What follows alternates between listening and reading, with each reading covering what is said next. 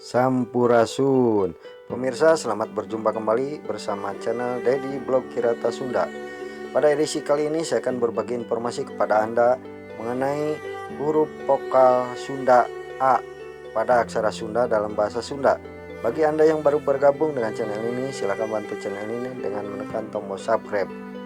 Terima kasih, selamat menyaksikan.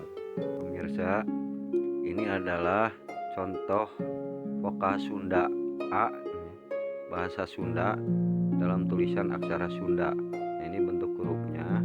Ini adalah contoh vokal Sunda huruf A ya dalam aksara Sunda. Nah, ini bentuknya seperti ini ya, vokal Sunda A. Nah, kita contoh misalnya dalam kata, misalnya kita tuliskan vokal Sunda A ini dalam contoh kata. Nah, ini bentuk vokal Sunda A ya pemirsa, bentuk tulisan vokal Sunda A dalam aksara Sunda ya pemirsa. A, misalnya akang misalnya kan. Nah, ini adalah aksara Sunda K ya pemirsa. Yang depan tadi adalah vokal Sunda A ya. Nah, yang kedua ini adalah aksara Sunda K. Bagaimana bunyinya menjadi akang ya, ada penambahan eng ya, bunyi eng misalnya menjadi akang. Nah, dalam aksara Sunda K ini kita beri tanda panyecek. Nah, di sini panyecek ya, bentuknya bulat.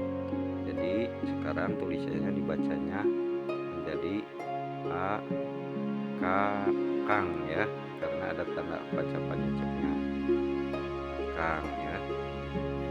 Contoh lagi misalnya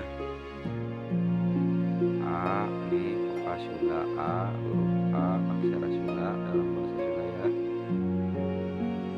Nah, misalnya kita beri contoh anak misalnya.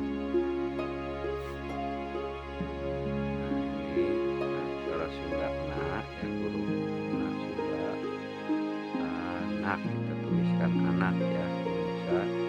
Nah, berarti setelah vokal Sunda A, nah sekarang huruf aksara Sunda K ya pemirsa.